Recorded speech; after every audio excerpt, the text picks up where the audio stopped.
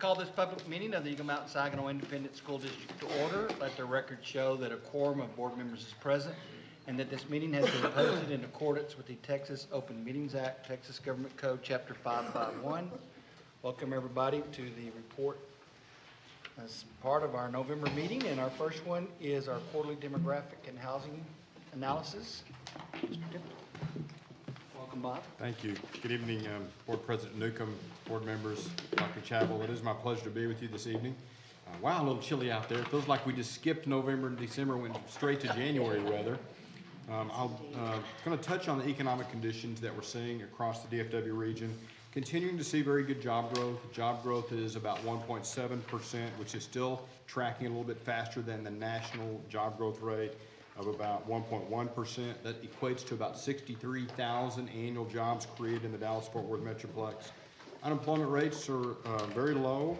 The U.S. rate's at 3.6, the state of Texas 3.7, the DFW Metroplex is at 3.4, and the city of Fort Worth is at 3.5. Very low unemployment rates. A little bit of a challenge for the service industries, food service, transportation, janitorial, grounds. All of the service industries tend to struggle when the unemployment rates get this low. The housing market is still expanding at a very strong rate. We're seeing about 35,000 homes being started across the DFW Metroplex. The only thing with the third quarter was the weather was so wet. We had such a wet October that the starts in September, that the starts may have been depressed a little bit because of the wet. So we do think that starts are going to pick back up again in the third and in the fourth quarter. When we look at home sales, existing home sales and new home sales, we're right at 3,500 home sales in the last 12 months ending in October. About 21% of that was for new homes. The average price for a new home is at $270,000. The average price for an existing home sale is $230,000. We're seeing a little bit of softening in the escalation of the new home prices. That's a good thing. We need that to kind of settle a little bit because in the past it has outpaced wage growth. We really need wage growth and the housing to stay kind of in sync with each other so that it doesn't make it too hard for those younger families to buy homes. Eagle Mountain Saginaw is ranked 7th in the DFW Metroplex based on annual closings. The annual closing number was 1,303. We have 1,568 vacant developed lots ready for builders to build on. We have 20,845 future lots. We're ranked 4th in the DFW Metroplex based on future lots. So we are going to be growing for a very long time. Just any of the little changes in the start rate right now have been due to weather, not any kind of change in the rate of construction. When we look at the starts and closings by quarter, you'll notice in the second quarter we started 411 homes, and in the third quarter it dropped down to 293. There again, I believe that was because of the weather that caused that slowdown. We had a very strong number of closings in the third quarter. So the weather didn't affect the closings as much as it affects the starts. So we do feel like that our annual rate of starts is approaching that 1,500 to 1,600 mark had it not been for the weather effect of the fall, the September and October months. Here's a look at the elementary attendance zones, where are we seeing the most activity. Those red elementary zones of Comanche Springs and Elkins are starting more than or closing more than 200 homes per year. We've mapped the top 10 most active subdivisions. About 72% of all the activity can be found in the top 10. Of course, the Villages of Eagle Mountain right now is your most active neighborhood with 220 annual closings. Copper Creek is second with 180 closings. Here's a look at where the vacant developed lots are. Got a very similar pattern here. The red zones have more than 250 vacant developed lots. It's Comanche Springs and Elkins that have the highest concentration of vacant developed lots. We will see the most enrollment growth in those areas of the school district.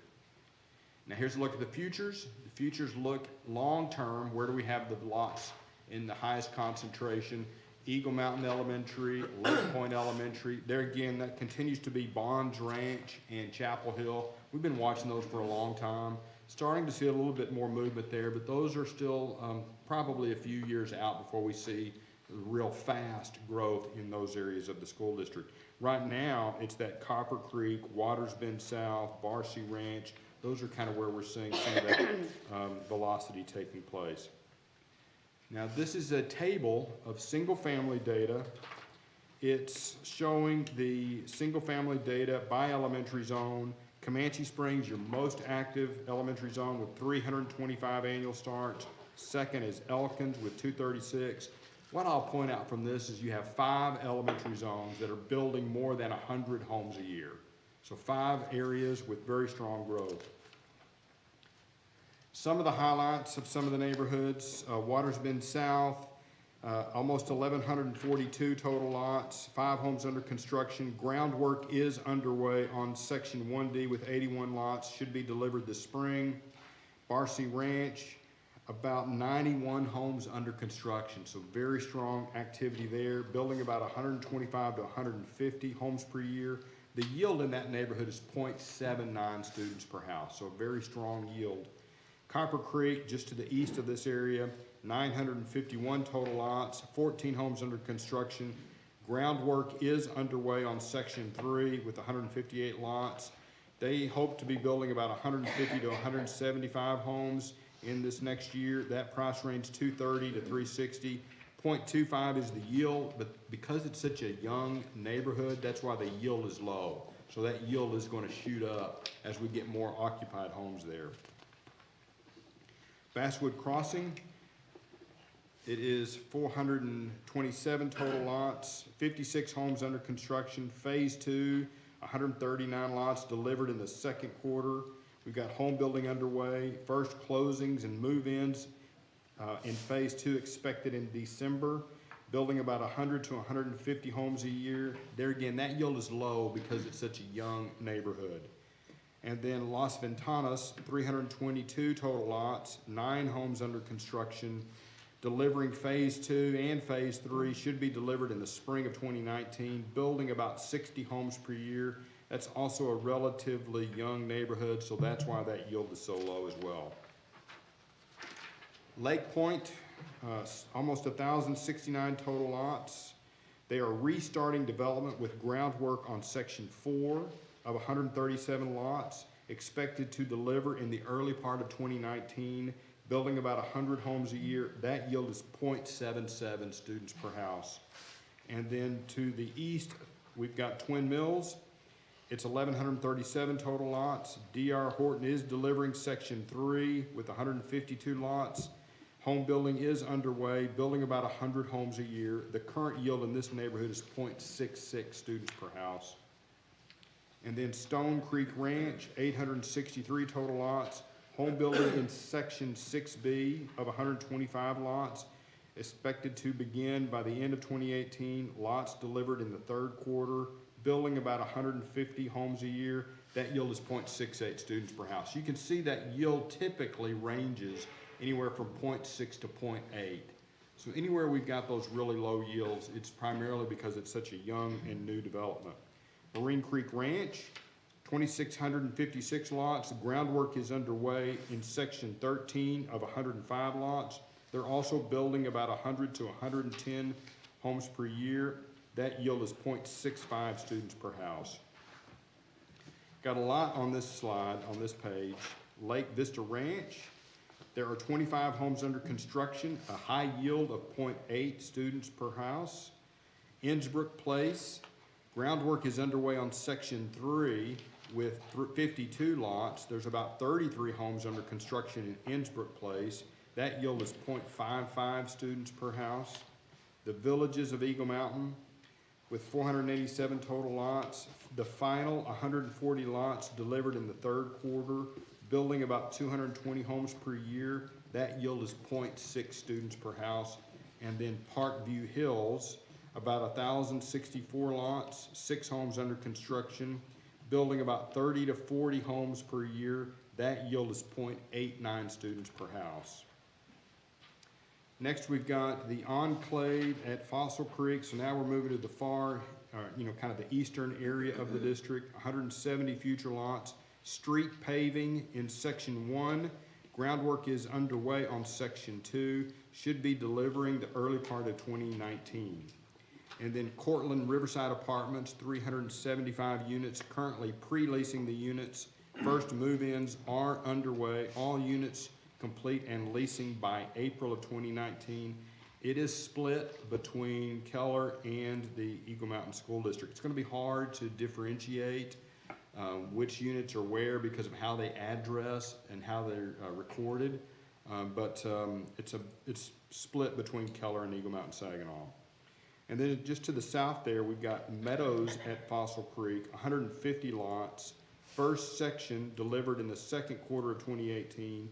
45 homes were started in the third quarter.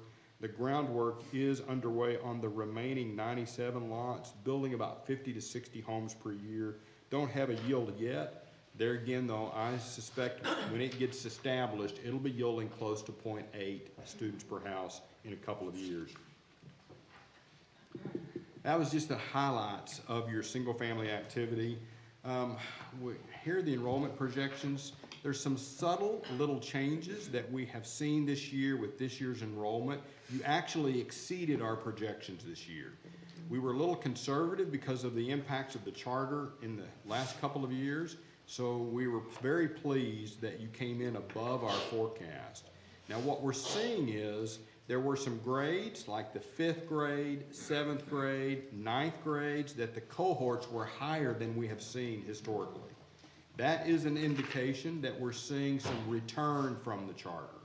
So we have normal growth cohorts that we see because of new housing, and that's been pretty consistent for us to watch and predict. But this year, it was 5th grade. Well, that makes sense to me because as they're determining their experiences that they've had in the charter, and now some of those families are determining we need to get back to the Eagle Mountain School District. So they're making those exits in 5th grade and 7th grade to kind of go inside with getting ready for the secondary experiences.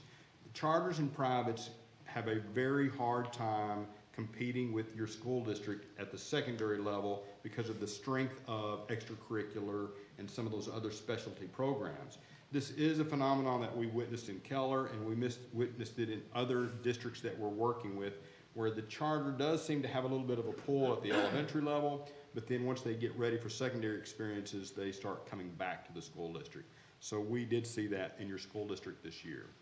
At your campus level, some of the highlights there, the yellow is when they start to exceed the capacity, and you'll notice Comanche Springs, well, that's also the elementary zone that has the most housing activity. It is growing the fastest.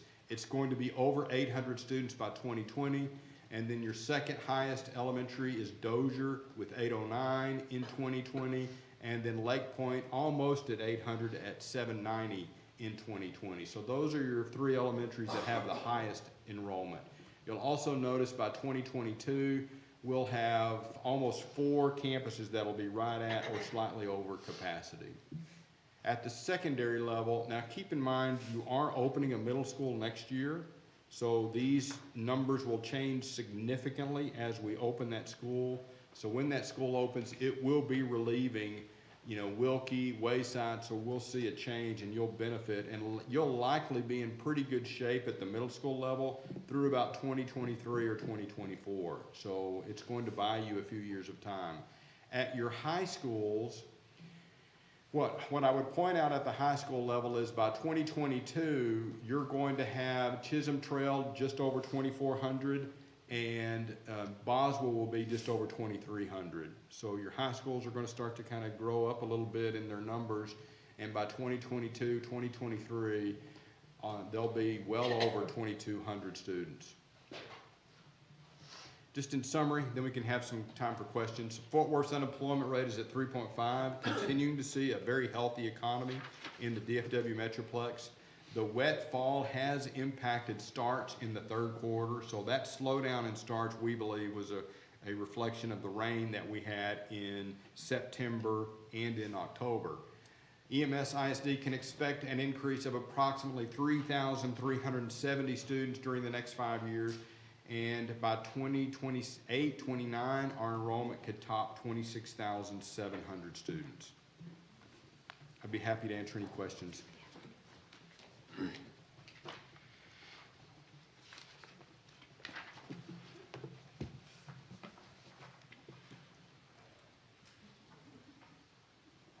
anything for Bob? Tim? Okay. All right. You know, all in all, I think it's a good sign in that the enrollment has done what we thought it would.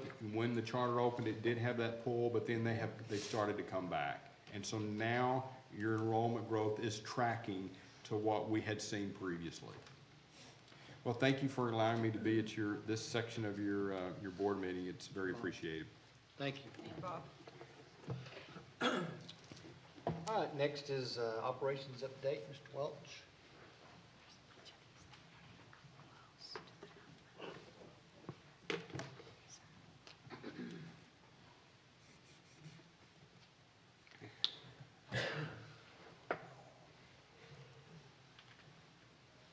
We have an update on Marine Creek Middle School.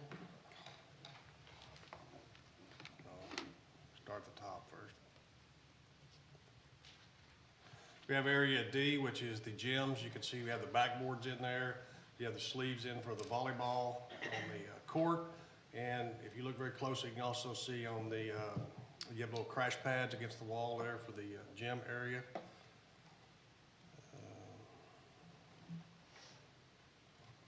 So it's located right in there, you can see that. And then you got your side backboards and then your main ones. And there's the sleeves. Over here, what I like to see, it's kind of the glare is hard to see in there, but you see that's the permanent tile. It's coming in there in the locker rooms. This is the main corridor between the gym and the cafeteria. You got your water fountains over here. You have the, I believe that's a concession stand, and then that's the walkway into the cafeteria. And you see the tile on the side, the wainscoting. And big picture of the fur downs, the cafeteria. You have the stage area, and then you have the area in the kitchen. We also, you can't see in this picture, but you have the quarry tile, which is what everything's gonna lay on, everybody will walk on. That's what your equipment will be on. It's already been laid in. And you can see we'll have to get the, have the grid for the drop-down ceiling also in there. Nothing fancy about this picture except show you the permanent roofs on Area F. So I was just happy to see that. And this is the hallway between Area F, the band and choir, to the cafeteria to the right. And you can see all the grid work that's going in. And so we'll wait and put those ceiling tiles in once they get their above inspection, and we get it moisturized so it's climatized in there. Now, this is a favorite, so you get to see the openness of the library, and you can see the first floor when kids walk in, you can see the second floor, and obviously you can see kids in the bottom of the library. So it's coming right along and starting to look like a school. And you have the three main academic areas, A, B, and C, and A is the furthest along, C is the one that's not dragging behind, but it's how they phased it in.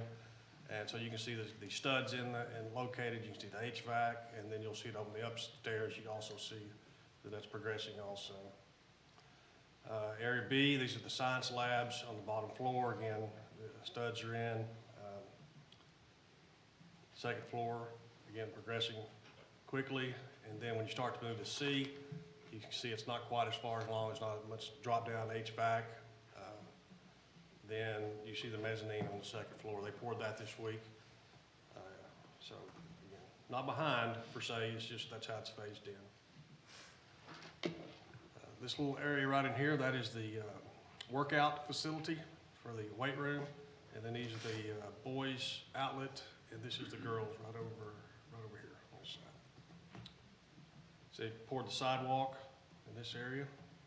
And also the landscaping, all the piping, all the irrigation pipes and fittings on this side of the building have already started to be put in.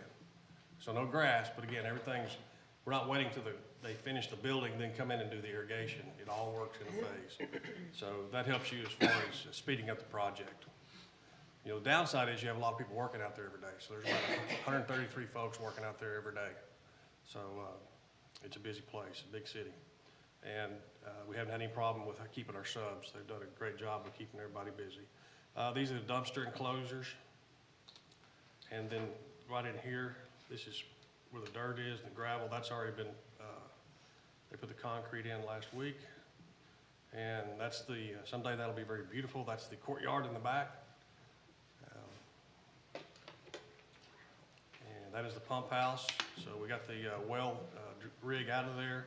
So currently, we're anywhere between 75 and 85 gallons per minute on the air test. So once we get the permanent power in there, that should increase, probably hopefully double, get us around 125 to 150, somewhere in there. So far, we're pleased with what we think it's going to produce for us in that well. And it's just overhead with the drone, and you can see the track. You can see how that's going through. You can also see the drainage, the French drain on the inside. It's gravel on the track. And the football field, just a big overview, and then a close-up, again, of the gravel and the French drain on the track. So it's moving right along. It's fast and furious. Any questions about Marine Creek Middle School? They catch up their 10 days that were behind or whatever? Are they still about the same pace? Yeah, you know, it rained one day and it got cold, but they're working 6 days a week, so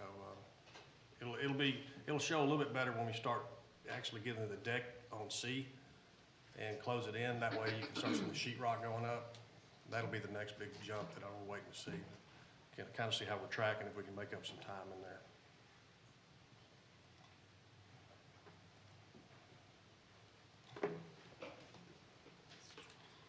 The next presentation I have, if that's, is the attendance zone lines meetings.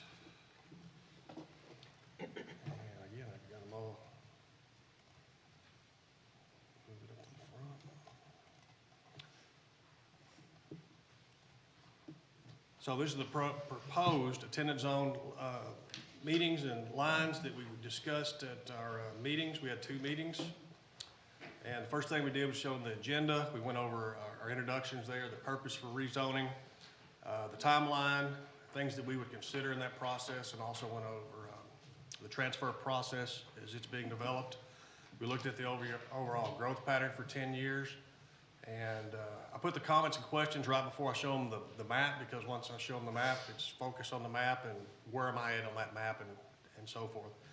So we did offer some note cards, but our groups, I think we had 19 families the first night, had about 25 the second, so we just basically had an open forum that I was able to, we answered their questions, they asked them, and so they kind of bounced back and forth and was able to collect that. And then we had someone write down the questions, and then we posted those on the website for people that could not be there. So, and just gave some purpose and showed them kind of what Bob just went over, the fast growth the last 20 years. The amount of growth over the 700 students this year, and exceeded 20,000 students overall, and then tried to just show the dramatic increase in the starts of homes and the amount of closings we had in the second quarter. Just try to emphasize that we are a fast growth district. This is part of that. The last bullet I have there is that's just when you start looking at Bob's projections over the next 10 years about how many more students we're going to have. It becomes a pretty big deal when you got almost 1,300 middle school students, 1,700 high school students, and over 3,000 elementary students in the next 10 years. That's a lot of families, a lot of students. So we went kind of the process. We worked with a demographer, and we kick around how we might modify these zones, and we talked about that. And we had the meetings at Creekview and at Wilkie, collected the input, and then felt like if everything went well, we'd have something for the board to consider in December. And the 9 things that we would consider when we look at any zoning change is trying to optimize the space, the neighborhoods, the natural lines, how much growth each area is receiving, look at the boundaries that are next to each other, social economic factors. And as you go down, and I tell them it's the last one on there, but it's the feeder pattern alignment and how important that is. And when we try to tie our high schools together to our secondary schools to the middle, and then take advantage of when we have elementary openings, should try to pull those in there so that we can make that happen. So, and then we had to show them the in-district transfer process if you want to go through that. And so we have it on our website February the 1st. It looks like our guidelines and just a few bullet points. So if you're only transferred, you don't have to reapply. If you want to stay, you can answer. That was a big question we had. Then the big thing we tried to stress about transfers is we had to look at every one of those individually, don't know how many students we have, and drill it down all the way to the classroom to make sure that we're not overloading those classrooms. And this is more or less showing the big picture of the growth. And the first column that we have, this one here, so that would be like if we had Marine Creek Middle School and we had it open this year, this is how the spread of the proposed attendance zone lines would look. So that's not really reality, because we don't have Marine Creek Middle School online yet. But you can show and see kind of where the numbers move through, and they stay pretty balanced. And you try to project also what you would do with the high school lines when we did when we're trying to pull this off.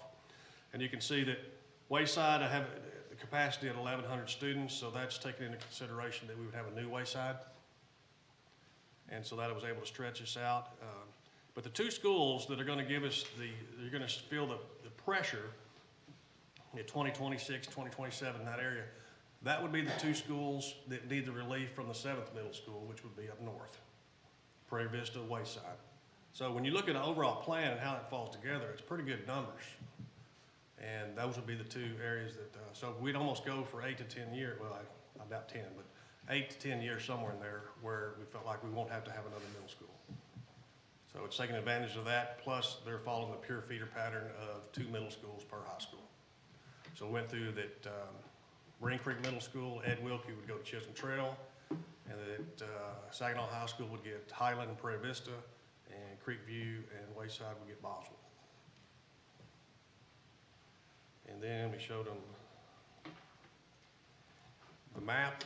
If I go through there and we showed them, the green is the existing attendance zone lines for the middle school.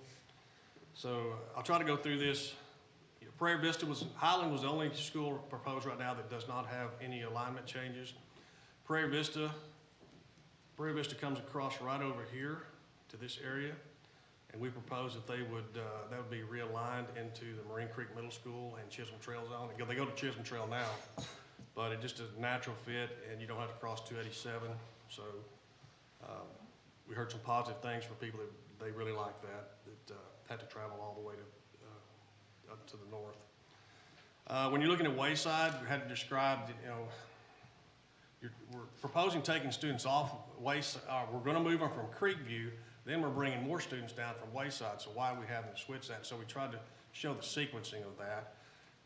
When you look at Wayside, you have this area, this housing neighborhood right here, and then you have this one right in here, and then the third one right here. So these are the three, a little over 100 students that we were proposing that would come off the near capacity Wayside and be moved into Creekview.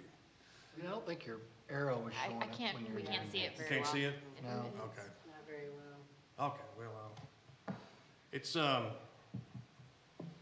us Just where walk around and point there at it, you that'd be go. awesome.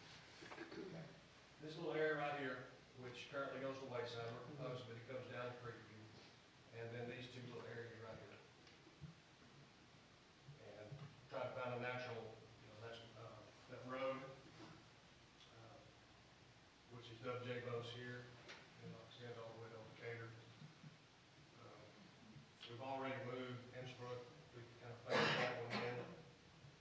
And then the problem then becomes with Creekview, no matter what you do, there's 200 students, no matter how you draw them, how you switch it, 200 students is it's fairly split feeder. Something has to come off that, and then bring something down. So the hardest thing that to me was the most difficult thing, you have Creekview located right here, right next to the backyards of somebody right there.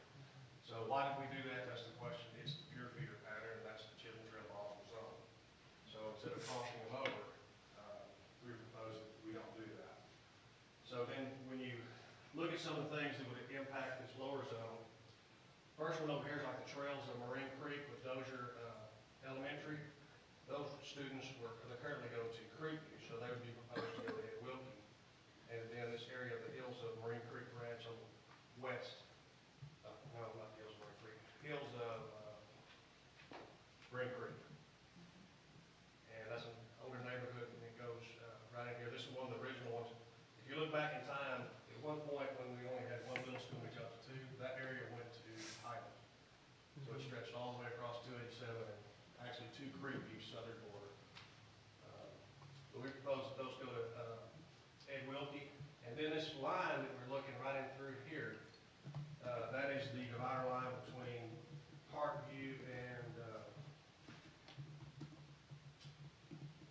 Parkview and Dozier, and a little bit of Greenfield down here. So that's just the natural line we have right now. So I just decided to let follow that. And so we keep those, on this side, you're looking at a pure feeder setup, all three levels. When you move over here to Marine Creek, it's a little more difficult. So this area right here, this was, currently it was, it's on the Creek View. We proposed it moves down into Marine Creek Middle School. And it will have, its pure elementary is Remington Point and Parkview. Those two would feed purely Marine Creek. The ones that will be split, and we still haven't, at some point, I think we'll adjust them. You have Willow Creek, Saginaw, and these two areas over here. So there's 4 elementaries that are a portion of a split, the 2 pure. So, I know I went over that fast, but it's. No middle schools are splitting though. All the middle schools will be true feeders once, if this is the way. And we took advantage of any time that we could bring that elevator work and all of that.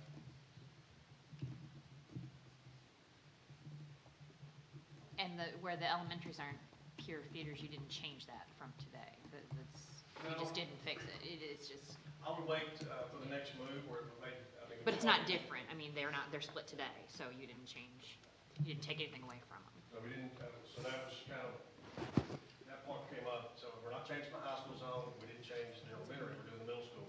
But from the previous things we've done, we've taken advantage of those. To that lower. So we had some natural questions like athletics, cheerleader tryouts, things like that. Band, when does all that stuff happen? Everybody, some people were excited about it, some were concerned, and we just talked through that process. Some of those students would be going to brand new school, some would be going to an existing school, and how does that work? And, so we just tried to talk through those, and we put them on the website for everybody to see. And we continue to get a couple of them in every day, for sure.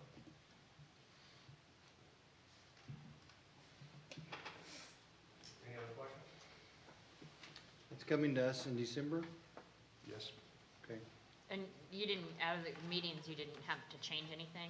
Nothing came up in the meetings? It was more clarification questions? You didn't end up going back and making any changes? We had clarification. We tried to, on the neighborhoods, we missed 1 or 2 the first one, go around and clean that up.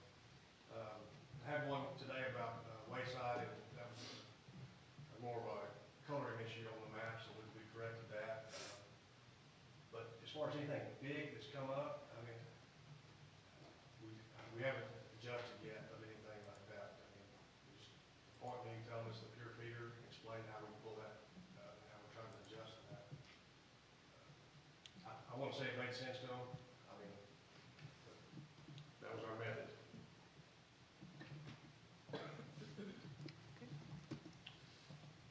All right, thank you. Complete. Okay. I think just a few other update items I think I have. Copper Creek, we're still on process for that, probably a March 1st notice to proceed, so it'll go out to bid in January.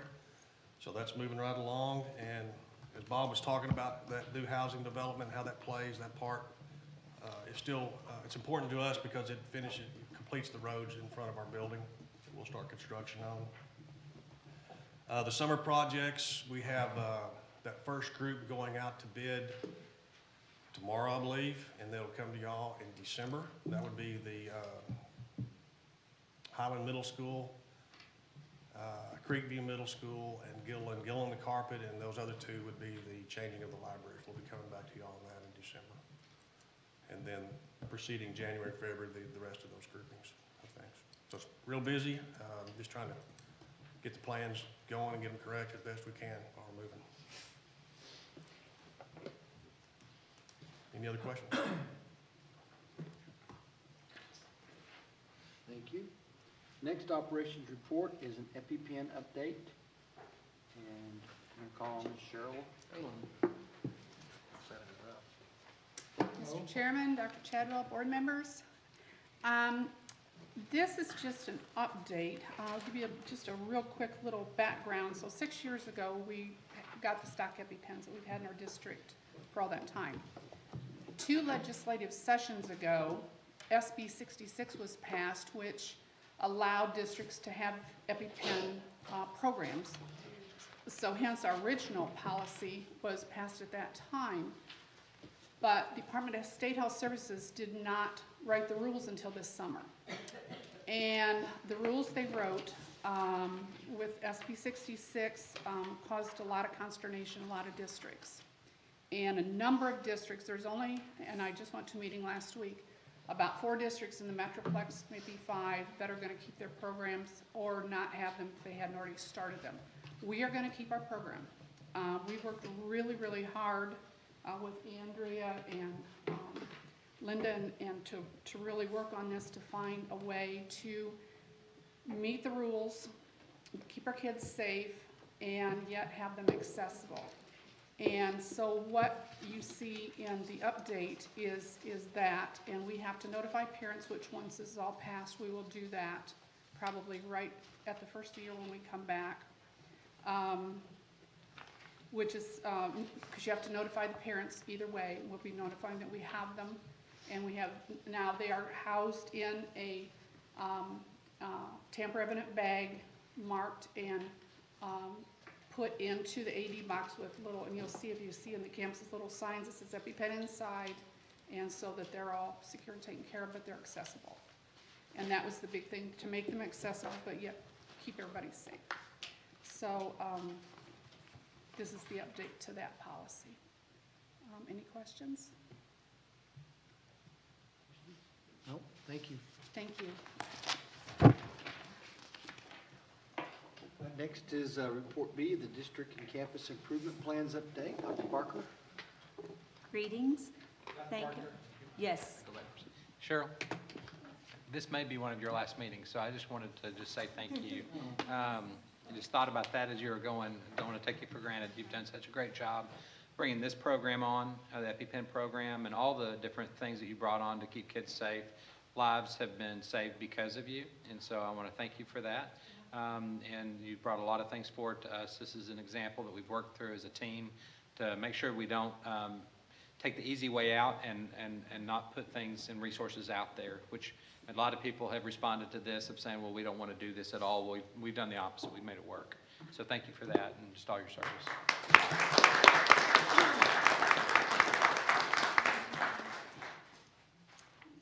Thank you. Good evening. The District Improvement Plan report begins on page 57 in your board update. Excuse me, not your board update, in your board packet. Thank you. Board policy requires the Board of Trustees to review and approve the District Improvement Plan and Campus Improvement Plans that address all elements required by federal law in order to receive Title I funding. So this is our yearly report. Within that, I have also included the high school allotment information so that we can bring this back to the board in December for approval. So, without further ado, it is our mission of Eagle Mountain to foster that culture of excellence, and we feel like we have an aligned plan as well as the campus plans to support fostering our culture of excellence. With that, I just added this slide to show you the alignment of our work. We start with our Aspire 2022, and under that, based on an analysis of data, we create our campus district improvement plan with 3 specific components: the comprehensive goals, which we will cover tonight, as well as the performance objectives. The strategies and the entire plans are in your flash drive at your desk. With that, the campus improvement plans, we share our goals with them, and then they create their plans based on, again, the Aspire and the district improvement plan and the goals within those. And then the neat thing this year we've added is that student learning objective, and that's when the teachers look at the data they have that address a TEK that they may not be strong in, component there, and then they create a lesson plan targeting that, a unit that where students set goals as well to increase performance. They feel like it'll have a major impact on their achievement. And then as you've seen in our board update, the student goal setting, I've talked about that I think almost every week because I'm seeing evidence of that, and giving control of the students. So you see that alignment for increased performance. Within our district improvement plan, here is our process: the data review, the comprehensive needs assessment. Takes all of us working together because it's a lot of data to cover. Within that, we've created 3 specific goals: one on student achievement, one on the collaborative community, and one on safe and nurturing environments for students. These are, you'll see in the parentheses, the strategy and Aspire 2022 that they directly connect to.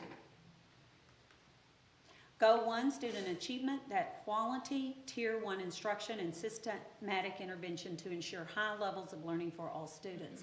We've aligned our professional development, working with Lead Forward to create that Tier 1 instruction, as well as bringing the, reworking our curriculum for strategies that incorporate our technology that will support the curriculum. Specific performance objectives are under our objectives. Under the performance I said that wrong. Under the goals are our performance objectives. There.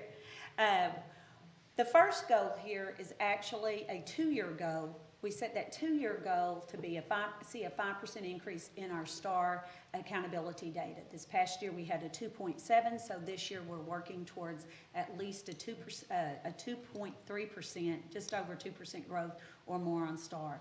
We also want to see continued growth in participation and performance in advanced placement, ACT, SAT, and the PSAT. Next, we go to career and technology. We want to increase to a 95% passing rate on our industry recognized certification, and then 100% of Tier 1, 2, and 3 instructional strategies are directly aligned to identified district best practices. Moving 3 more goals underneath the Goal 1 is the revision of the RTI process. This takes a lot of work. And Dr. Hughes, Karen Miller, Stacy Summerhill are working as a team to ensure that we have a revised process that is systematic and monitored and implemented and monitored with fidelity at 100% of the campuses. 100% of EMS ISD students will set an academic and behavior and career goals by the end of January. We already are seeing a major increase. I would say at least an 80% right now of that goal setting. We're going in now and working with the career and behavior pieces as well. In grades 7 through 12, we will increase the yearly band and choir student performance participation in TMA by 10% annually. So you also see multiple programs being targeted in our district improvement plan. I went ahead and placed the high school allotment piece in this between performance objective 1 and goal 1 and goal 2. One being with student achievement, the next one being on partnerships and that strong culture of achievement. Our high school allotment plan is based on the population we have in the 9th through 12th grades, but we are able to spend it in 6th through 12th. The money from this supports our AVID program, our advanced placement program, transition program, summer school, multiple needs that we have for our at-risk student and students, underachieving students. Goal 2 for that collaborative community will provide resources and opportunities to enabling students, staffs, parents, and community to work together to achieve desired results. We'll increase community partnerships and involvement. We have seen this already with our All-Pro Dads. They're having their celebration, their first big wings and taco casa celebration and announcement of their teams, as well as our Read to Win program that brings in our first responders to our elementary campuses to help with reading and early literacy. We also you'll be seeing our Saginaw Lions Club tonight as we honor students for the first time for the Red Ribbon Art Contest. So those partnerships are continuing to be strong and increasing. 100% of district training for district and campus administrators will focus on building capacity to improve the learning environment. Everything we're trying to do, aligning to these goals. The last goal is safe and nurturing environment, promotion of a safe, nurturing relationships and environments which positively impact the emotional and physical health of the learning community. We have 3 specific performance objectives within those. Number 1, the 100% of the campuses will follow the district protocols and plan. We've talked to you about Process Go, that app and the protocols that have been established by our Director of Safety and Security. Dr. Baker has worked very hard to ensure that we are implementing our processes, our protocols with fidelity. 100% of campuses will implement an evidence-based tiered system of behavioral support to meet the behavioral needs of students. This continues to be an issue are those high behavioral needs that we have, and we feel like with the revamping of our RTI process, these students' needs will be met. And finally, they increase the number of technology devices on campuses towards that achievement of a 4-to-1 student ratio.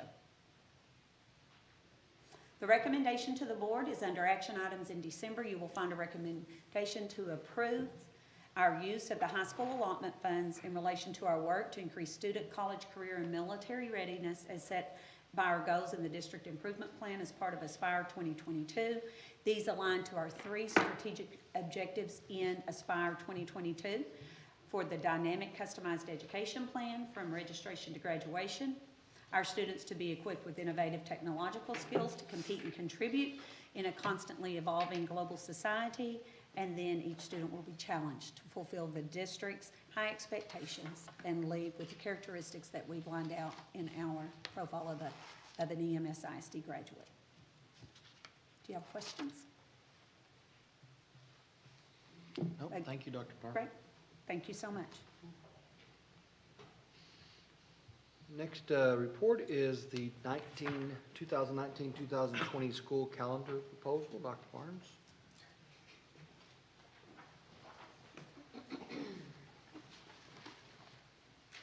Good evening.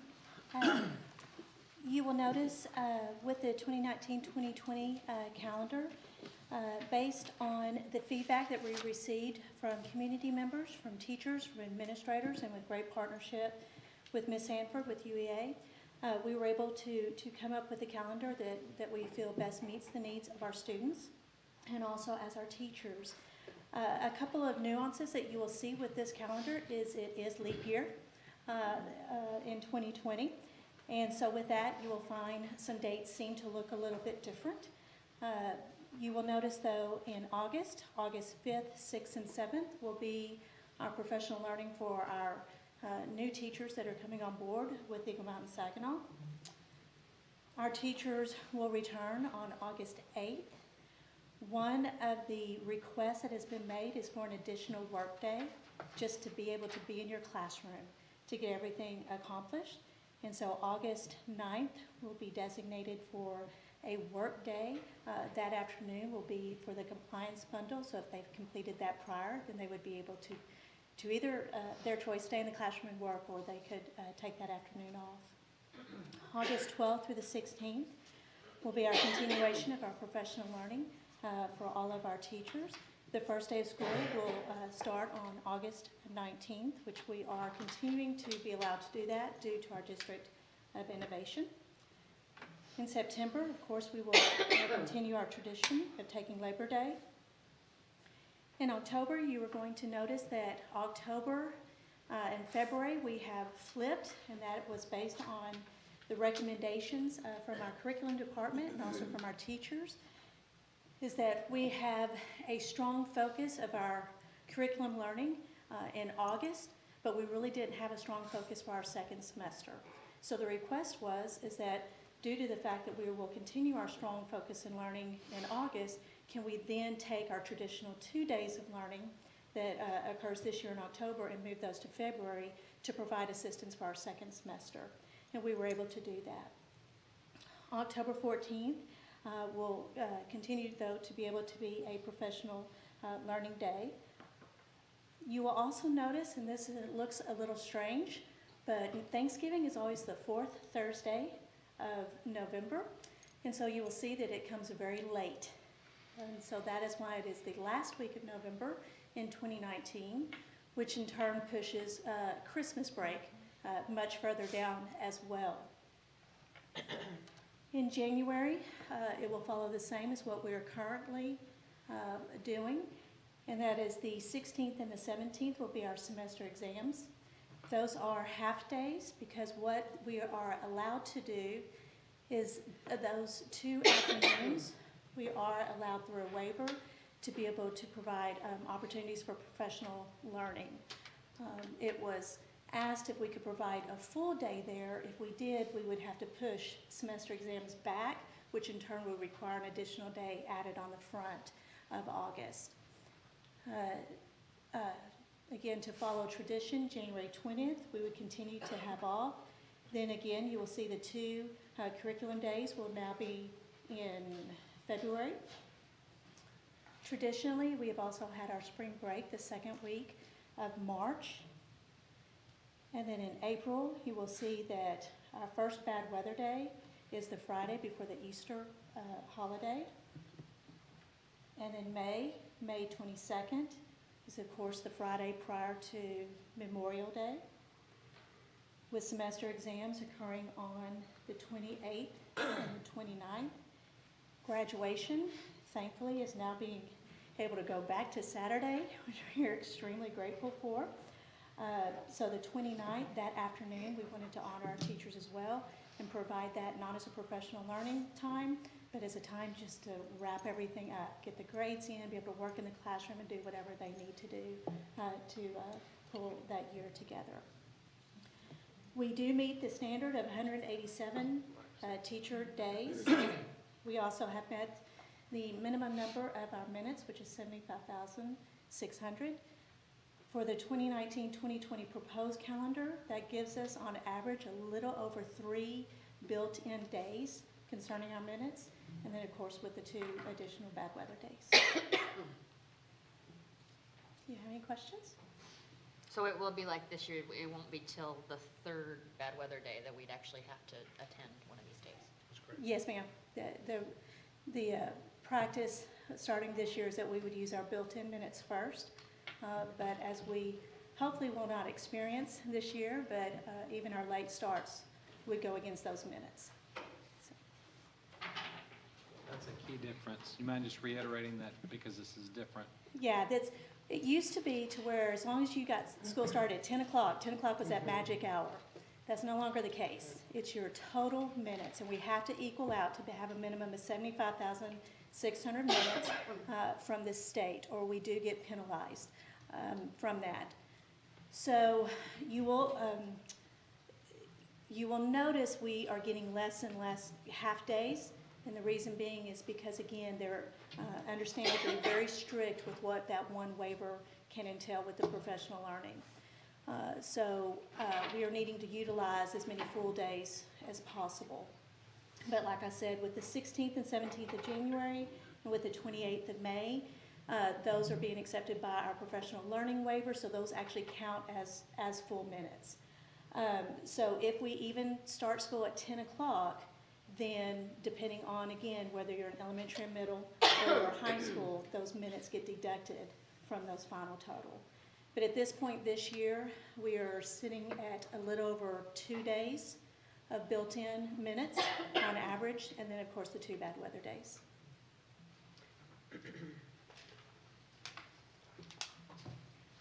Any other questions on the calendar? Thank you, Dr. Barnes. Thank you.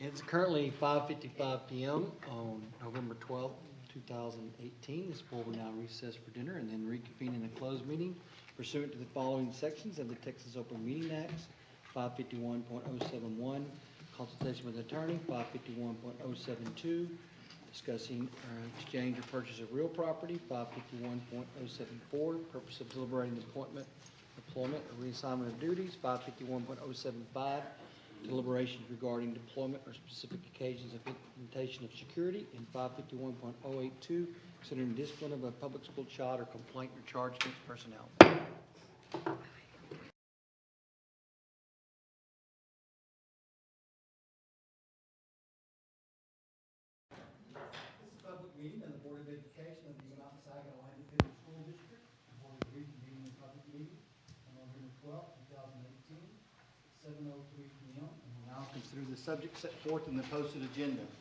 Thank you, everybody, for being here for our November meeting. Excited to have you, and to open our ceremony is Dozier Elementary School, Principal Miss Elizabeth Epps. All right, good evening. Good evening. I'd love to introduce my students to you and their parents. This is Damon, and Damon's parents are over here, Trent and Melody Brown. And this is Jill Van Dyne, and stand up, Miss Allie Van Dyne is over there. This is Autumn Powell, and these are her parents right here, Travis and Jennifer. And this is Jacqueline, and her mom is Jasmine, and where's she at? There she is. And this is Tegan, and her parents are Keith and Misty, and they're right there in the front. So thank y'all parents for bringing them to be with us. We're gonna do the pledges and the moment of silence. If you'll please stand with us.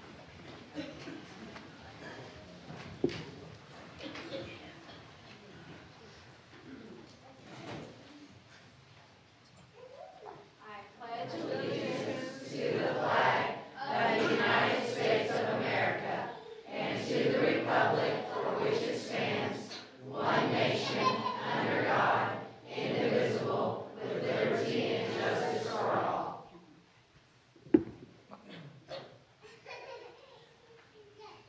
Honor the Texas flag. I pledge allegiance to thee, Texas, one state under God, one and indivisible. Will you please join me in the moment of silence?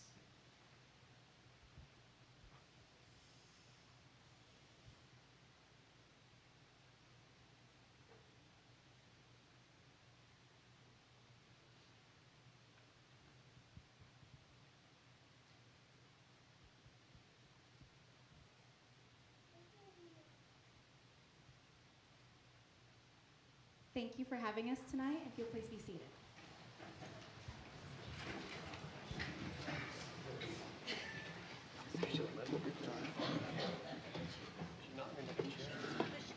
Thank you, Ms. Epps, thank you, Dozier, thank you, parents, for bringing the students out to see us tonight.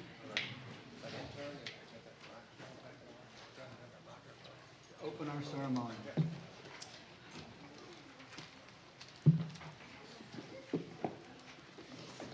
We're going to move now to communications, and we have some special recognitions. So the first is Dr. Parker with some Saginaw Lions Club Red Ribbon Week Art Contest. Say that 3 times. Very nice. Red Ribbon Week. Yes, yes. I'm very excited to get to present to the board both as an administrator but also as a member of our Saginaw Lions Club under the leadership of Kelly Dower, who's coming forward, and our president, and Heath Dollar, our treasurer. Do we have others? I forgot if others were here. Nike Davis is a member. If you're a member of the Saginaw Lions Club, please stand, because these people, all of us together, we work very hard to reinvigorate the Lions Club. It went from a 3 membership to a 26 membership in just a few months. So I'm very proud of you. Thank you. And our very first task was putting together an art contest for Red Ribbon Week. So I'm excited about You said that much better than I did. Red Ribbon. I'm slowing down. I'm working it. But the most exciting thing is to recognize our students and their talent. And I'm going to introduce the winners in each division, and who'll be receiving a certificate as well as a monetary check. So they'll leave here a little richer than when they came. But I want to tell you this: the Lions from across the area came and saw our work, and I just commend the art teachers. Would you please stand if you're here tonight as a EMS ISD art teacher? So proud. The members of the Lions Club said they had never seen such beautiful work, and it's so hard to decide who is the winner. So I commend you on the work you're doing with our students and making sure they have the opportunity to be here tonight. Thank you so much. Okay, so let's get started so these kids can get that money in their hands. Starting with 3rd through 4th grades, our receiving number 3rd is Jenna Blizzard from Comanche Springs, as she makes her way forward. Would the parents please stand up as your child is announced? This is Amy and Dwayne Blizzard. I need the child to stay up here too. I'm sorry. The teacher is Mr. Fairchild. Her interests are playing violin, and she loves Harry Potter, as indicated by her poster back here. And she is going to grow up and be a doctor and a dancer. So, dancing doctor, I think that's awesome. The second place for 3rd through 4th grade is Miss Giselle Signs. Would you make your way? And your parents? Judith and Aaron, Sean, please stand. Her teacher is Miss Walker. She enjoys cooking, sports, Legos, and crafts. She is going to be a baker and bake Dr. Parker lots of cupcakes. She said that right here. Thank you. Right here. Our first place winner is Miss Ivy Dearmore. And here's our Miss Ivy. Thank you so much. We're going to go over here. Our first place winner gets a check for $75. Isn't that cool? 50 and 25. On down, she's the daughter of Christy and Telly Dimore. Her teacher is Miss Claus. She loves art and games, and she is going to grow up and be a YouTuber. I think that is awesome. Thank you, Dr. We'll take your picture, and then we'll take a picture of the big group at the end. Next group's 5th through 6th grade. As you come down, your parents will please stand. 3rd place of the 5th through 6th grades is Mr. Juan Berry. Come on down. Juan Berry. Creekview Middle School, 6th grader Juan and Roxanne Berry are his parents. His teacher is Terry Scivers. She's here. Okay. I knew you were here somewhere. He loves drawing, and his goal is to be successful. I love that. Our second place winner is Danica Crumlin. Please come on down as your parents Daniel and Great. Danica's teacher is also Terry Scivers. She loves reading and drawing, and she's going to become a veterinarian. Our first place winner for 5th through 6th grades is Miss Emily Alvarez. She is Comanche Springs 5th grader. Her parents are Angelina and Alex Alvarez. Her teacher is Miss Shanahan. She loves baking, sketching with pastels and pencils, painting, babysitting, pretty awesome, riding bicycles and playing with friends, and she is going to start a babysitting company, teach baby sister how to read, and she's going to graduate from Texas A&M. Thank you, 5th and 6th grade winners. They too receive monetary awards of $75, $50, and $25.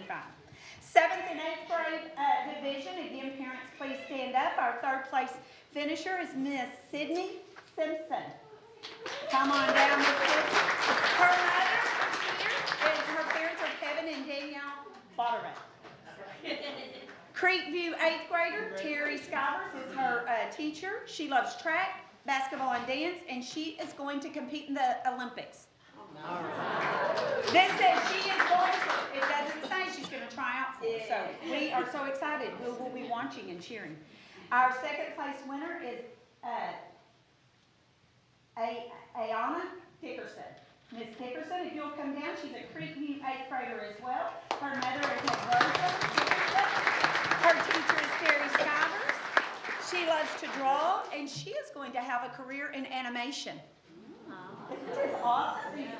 Creative kids, I think I was just going to, I don't know, make money. Our first place winner receiving $75 tonight is Bailey Hanson, Creekview 7th grader. Come on down, Bailey Hanson.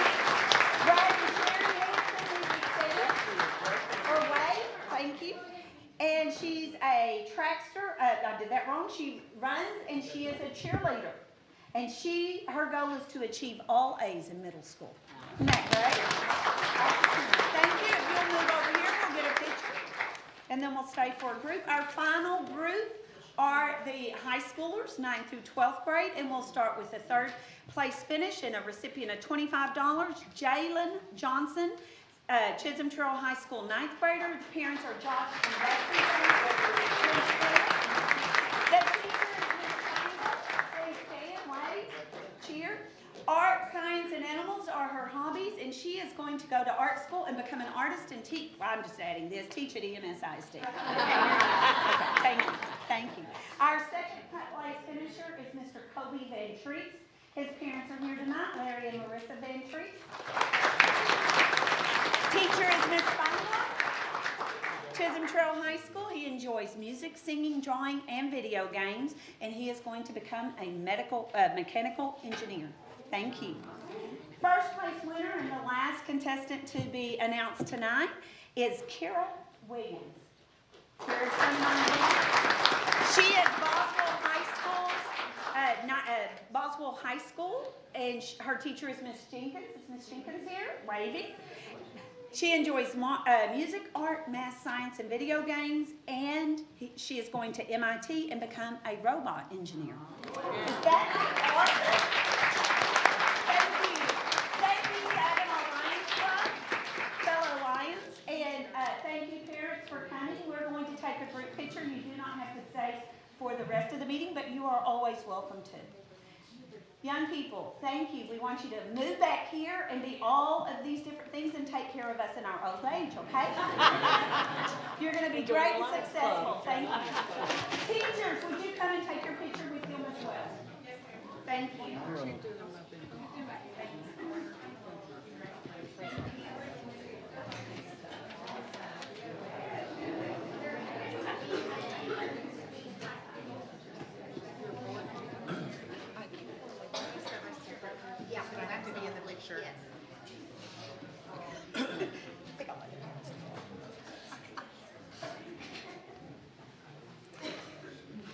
Little one wants to go.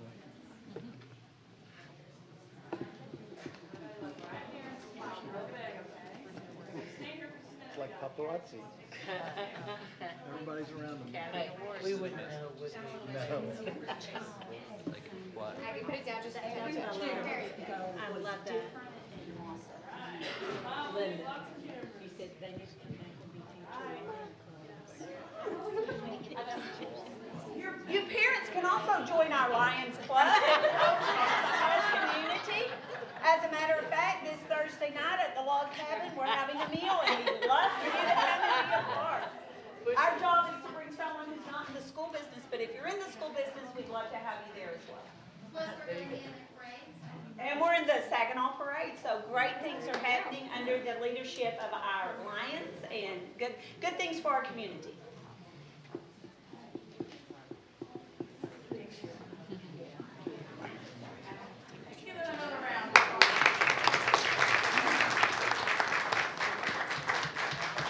Thank you, students, and thank you, Saginaw Lions Club.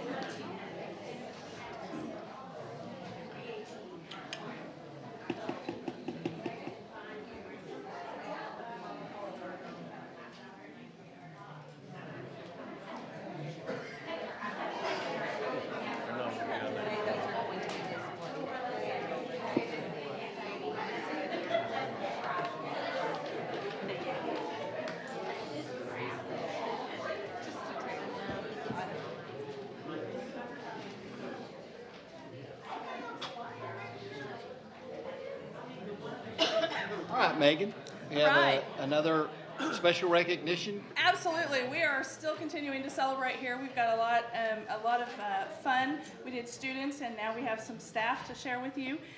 We had a very special surprise. I got a phone call from Channel 5 one day, which is not normally a surprise, or a good surprise, but this was a fantastic one.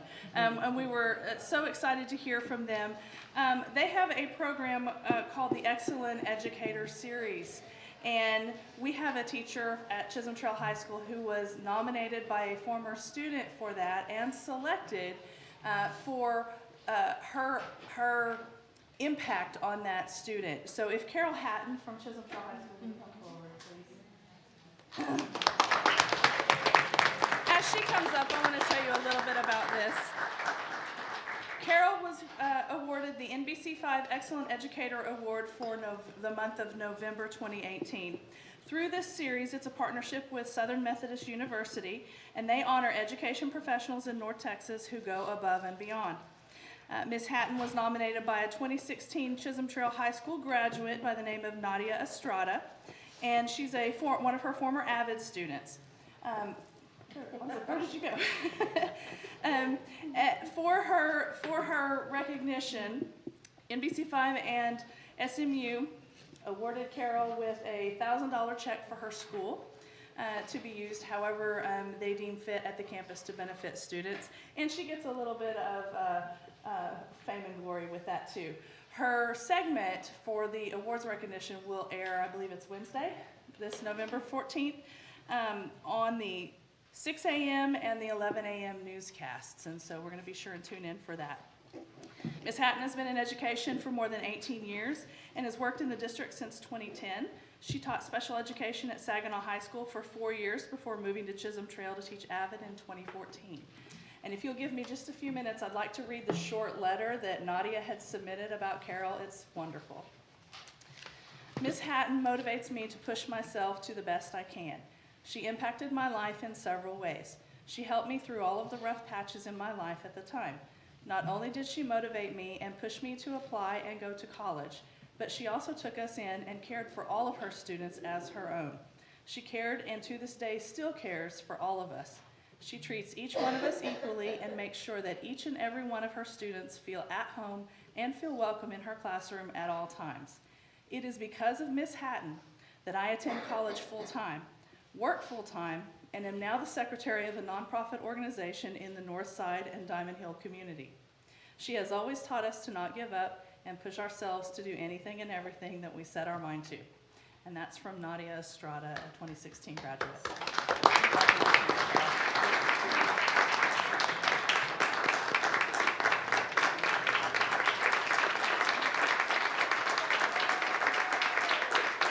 She did not want to say anything. Carol, we are proud of you and thank you so much for your contributions here for our kids. Congratulations, Ms. Hatton. Did anyone sign up to address the board? All right. That concludes our communications, and we'll move to action items. The first is to conduct a public hearing for the first rating, financial integrity rating system of Texas. Mr. Shealy.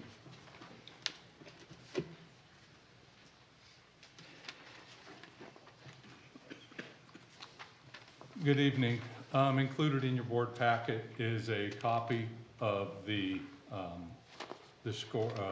first report, which is the Financial Integrity Rating System of Texas. Last year we were above standard. This year we're superior. The difference really has to do with one little point in time, and we'll get there in a minute. On that report, indicators 1 through 5 are knockout. If you do not pass them, you fail. And they have to do with legal requirements, they have to do with basic organizational stability. We've never had any problem getting through those. The next indicators, 6 through 11, I'd kind of like to go through real quick because they're the ones that actually make the biggest difference.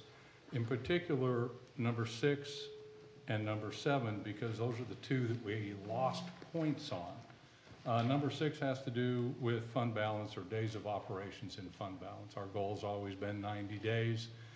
TEA's goal is also 90 days. Currently, we are just below that, and we got 8 points instead of 10. We're in between 75 and 90. The next one, which I think we got 4 out of 10 points, has to do with current assets to current liabilities. And normally, we have about a 1.7 ratio, something in that neighborhood. Their maximum points are given for 3 or above, which meant you've got, in essence, 3 times as much money as you do bills.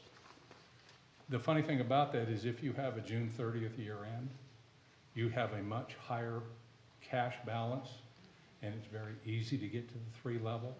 when you go to an August 31st year end, especially right after school has started and everyone has put in their beginning of the year orders, and your cash is drained because you haven't gotten your first check, being at 1.5 is actually pretty good. So at this point in time, we lost points on that one. I went through and looked. If we had been in June, we'd have been well above the 3 level. So at this point in time, our cash flow is fine, but that was where we lost some points. The other one that I kind of watch for has to do with number 11, which is the administrative cost ratio. The standard is basically 8.55%. We're sitting at 6.76%. The differential between those two, in order to stay under the 8.5, would allow us to spend an additional $2.8 million on administrative costs. So we're holding administrative costs well below what the average is for large districts in the state of Texas. And that is the lowest cost ratio that is assigned to school districts. Other than that, everything is really pretty straightforward. If you have any questions, I'll be happy to answer them. Everything I look for is tracking the way I would like it to. Thank you, Mr. Shealy, for that report. This time, we will conduct a public hearing for the School Financial Integrity Rating System of Texas, also known as the FIRST report. Any and all persons who wish to address the board on this matter are invited to come to the podium at this time. I hereby declare the public hearing on the FIRST report open.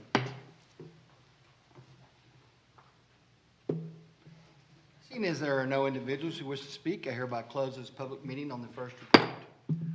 Since the board is not required to take an action, but just hold the hearing, we will now proceed with the posted agenda. Which brings us to our next action item. Before I do that, Jim, we appreciate the work you do on that, and that we always get a superb rating. So thank you, and just a recognition to you and your staff for complying with the regulations and the rules of reporting, getting that score. Thank you. Maybe more staff than him. Well, I don't know about that. He's the leader. He gets the blame and the credit. Just saying. I hired the right people. You hired the right people. That's part of it. The next action item is to designate competitive seal proposals as the best value method for Gillen Elementary School renovations. Mr. Shealy. I move we designate competitive seal proposals as the method that provides the best value for the district for Gilliland Elementary School renovations. Second. Motion by Donna, second by Paige, to designate competitive seal proposals. Any questions? Seeing none, all those in favor, please raise your hand. Any opposed? And there are none. Motion carries 6-0. Next is to consider an order authorizing the issue of Eagle Mountain Saginaw Independent School District Unlimited Tax School Building Bonds, Series 2018-A, levying a continuing direct annual ad valorem tax for the payment of said bonds and resolving other matters incident and related to the issuance, sale, payment, and delivery of said bonds, including establishing parameters therefore and delegating certain matters to authorized district officials. Mr. Shealy. Yeah, we last month came and reported on the financial implications of an issuance of $42 million and the need to issue those funds to complete the construction and furnishing of middle school number 6 and also to begin the next elementary school. The parameters order we're asking to be approved tonight will include the following limits. Maximum principal amount, $42 million. Maximum all-in true interest rate must not exceed 5%. Final maturity of these bonds, which is Series 2018A, shall be August 15th, 2049, and the sale must be completed prior to May 11th, 2019. We anticipate closing the sale sometime in the month of December with funding in January. So at this time, we would request. You want to read it, or do you want somebody else to? Well, I was going to save you the pain, and I was going to go ahead and read it. Please do. An order authorizing the issuance of Eagle Mountain Saginaw Independent School District Unlimited Tax School Building Bonds, Series 2018A, levying a continuing direct ad valorem tax for the payment of said bonds, and resolving other matters incident and related to the issuance, sale, payment, and delivery. Oh, I missed the wrong one. Sorry. You got it. That's it. Of said bonds.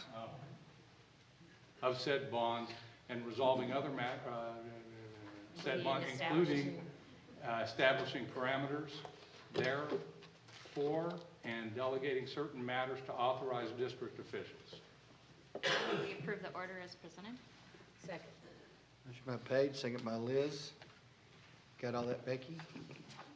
Any questions? Seeing none, all those in favor, please raise your hand. Any opposed? And there are none. Motion carries 6-0. That is the action items for that portion of the meeting. We are going to go back to reports, and we finished all the report except for Report D, which is local policy updates. Dr. Dawkins.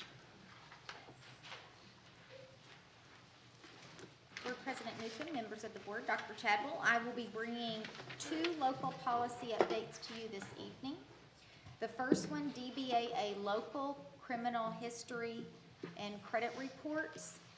At this time, we do not have a local policy and as recommended by TASB for criminal history record information for final candidates for employment. And so I've attached that for your review. Tonight it's information purposes only, and we'll return in December for approval. So this is a new policy, that's why everything is in red.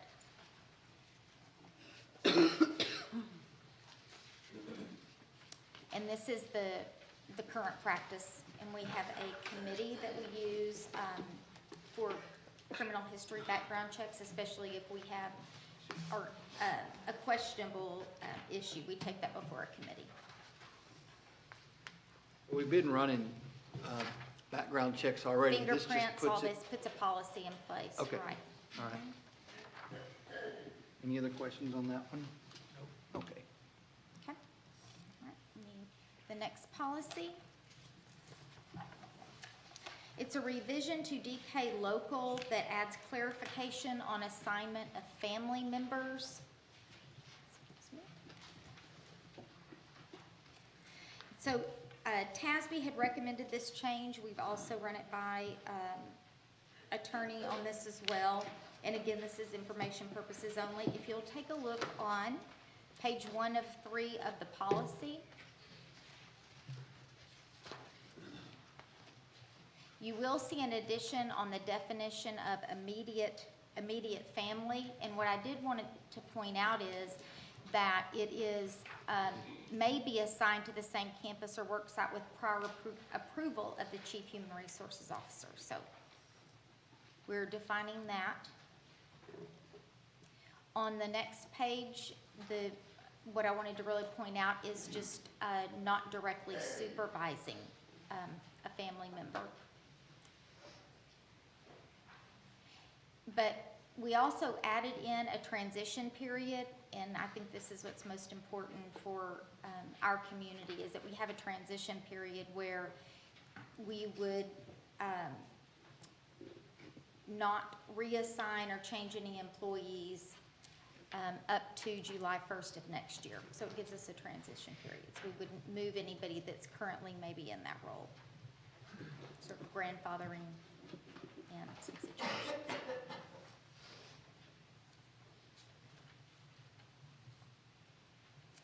Have any questions on that?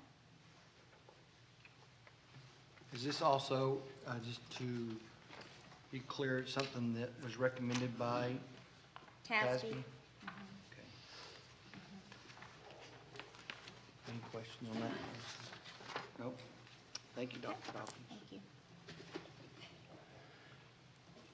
And that brings us to our routine monthly reports that you had in your packet. Any questions on those? Hearing none. Brings us to review the 2018 board planning calendar. Dr. Chadwick. 227. Computer malfunction.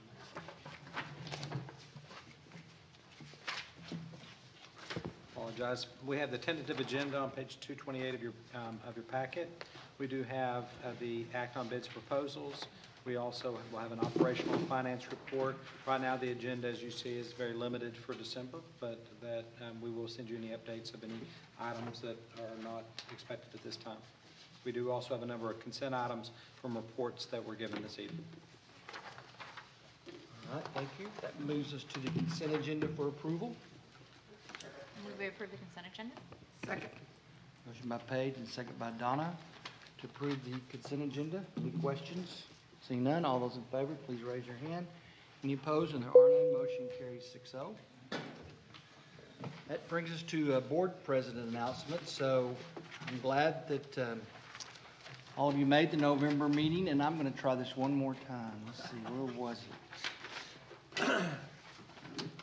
The Saginaw Lions Club Red Ribbon Week Art Contest winners. Thank you. I read that whole bond deal without a problem, but I messed up on the Red Ribbon. All right, Dr. Chapel? Yes, on page 293 of your packet, we have a few announcements there. But before I go into these, I do want to acknowledge this last week, our employee giving campaign with the Education Foundation gave over $71,000 to the foundation. We had increased giving at virtually every campus or work site. We were really excited. We had over 50% of our staff that participated in that event. And last week, we had an event to celebrate that giving, and it was really a lot of fun and just really neat to see all that. Also had a former student of ours that came back, a student that was scholarshiped with a Cornerstone Scholarship, one of the first Cornerstone Scholarship recipients that went to Tarrant County College for 2 years and completed his degree at UTA. And so Gerardo Montes came back to talk to us about what this meant to him, and we really all have a part in that as we give to the foundation and support its causes. So really a lot to be proud of. Also, just a couple of things coming up. We do have the Education Foundation Volunteer Appreciation Luncheon on December the 11th. We have the holiday open house in this room. It's going to get a little bit more crowded every year. It's we're going to have a lot of fun. I know Sean Bell has put together all the entertainment, and so thumbs up and right on he's given us there. That's good. Be a lot of fun. We'll give you also a schedule for that so you can make sure you're here during the various events. And that's all I have for tonight. All right, thank you. Can some board members do evaluations of the Bell on how he does? Can we do that? Not directly. It's not legal? No, Okay. no, not directly, but you can give him dirty looks, though. Just one. He's done that for you. Well, once again, thank you all for being here. Kelly, thank you for what the Lions Club does. It's good to see y'all's good work and see those happy smiles on those students and see their artwork. We got to look at it the whole meeting, so thank you for that. See if there's no further business to come before this board, the chair will entertain a motion to adjourn.